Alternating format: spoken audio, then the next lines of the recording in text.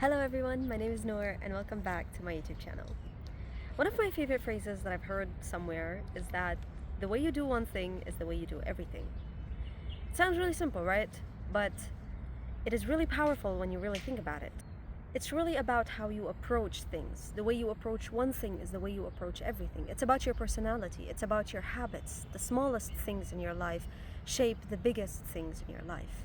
It shapes your entire life, who you are as a person. Basically, it's about habits. Your smallest habits build who you are. For example, if you're someone who pays attention to detail in the smallest stuff, like when you're doing the dishes or when you are doing your homework, that all also takes place in other areas in your life. You will also pay attention to the biggest things in your life.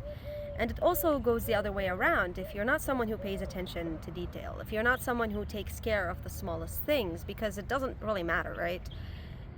That will also take place in the bigger areas in your life. You will also tend to not care about the smallest details in the biggest things in your life, and that might also just ruin your life.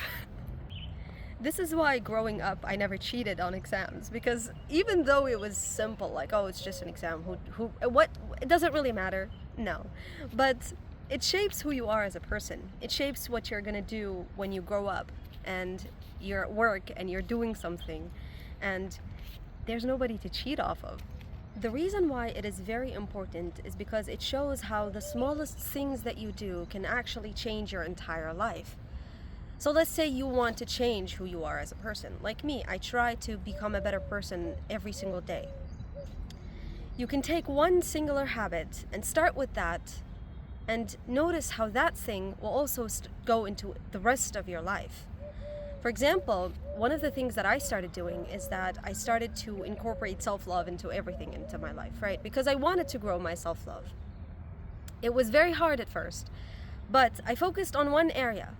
Let's say I started meditating and I focused on that, and I noticed that I started also working out somehow for some reason, and then I started eating healthier for some reason. I just started to crave that, not because I was purposely trying to do that, but because it actually just became natural for me to do that thing, because I wanted to become a better person for myself, for my future self.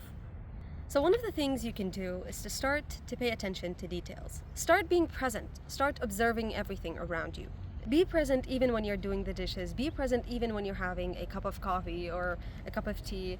Be present even when you're doing your homework. Be present even when you're studying for an exam. I mean, you have to. Even when you are on your way to work. Usually when I'm on my way to work, I'm thinking about work, or I'm thinking about what I'm gonna do when I get back home, or I'm thinking about something. No, the second thing that you can do is you can start building small habits if you want to change your entire life, right? So you have 10,000 things you want to do. Start with one thing. Start with one small habit. And again, as I said before, it will blend into the other areas of your life. You will see it everywhere else. Also, take responsibility for who you are as a person.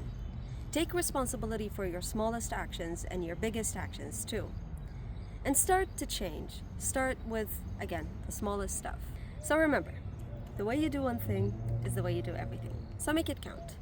So start small, stay consistent, and watch how your life will transform.